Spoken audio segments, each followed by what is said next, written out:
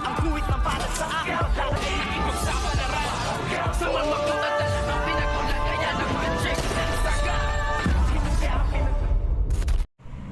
Good morning and welcome sa aking munting channel. Nagdududa na nga ito ngang si Ramon dito nga kay David dahil ito nga ay halos hindi na umuwi sa kanilang mansyon at pinabayaan na ang kanilang negosyo dahil nalulung na nga ito sa sugal at nilunustay niya na ang yaman na minananga niya dito nga kay Catherine. At ngayon nang umuwi siya ng mansyon ay tinanong nga sa ni Ramon kung saan siya nanggaling at bakit halos hindi na siya umuwi sa kanilang tahanan at pinabayaan na ang kanilang negosyo dahil nga sa sobrang yabang na nito ngang si David na nakahawak na ng konting pera. Ay akala mo kung sino nang sumagot kay Ramon kung kaya't dito nga ay nakatikim siya ng isang bagsak kay Ramon.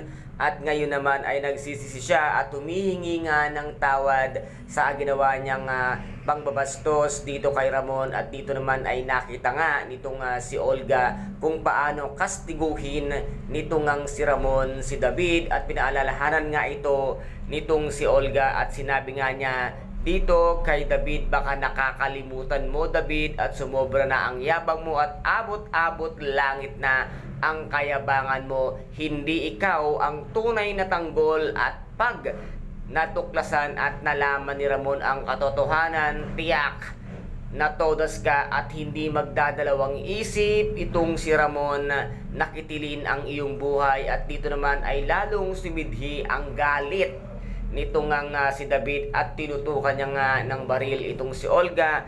Ngunit itong si Olga ay handang-handa din naman at talagang palaban at hindi siya magpapatalo dito nga kay David. At ngayon nga ay malaki ang pagsisisi ni Olga kung bakit pa niya tinulungan at pinagpanggap nga bilang isang huwad na tanggol ito ngang peking si David na ngayon ay nasa mansyon ng mga Montenegro. Pasasaan ba David, matitiklo at matitiklo ka rin nito ngang si Ramon at paghandaan mo ang araw na iyon dahil hindi manghihinayang si Ramon nakitilin ang buhay mo.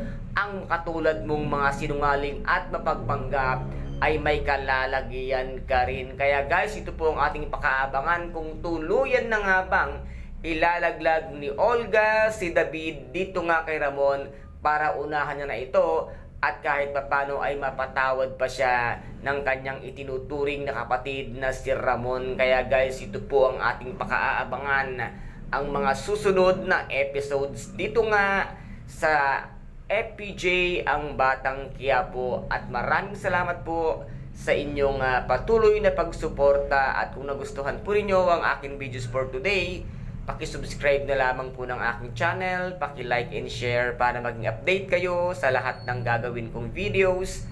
Maraming salamat po. Ingat, God bless and bye-bye!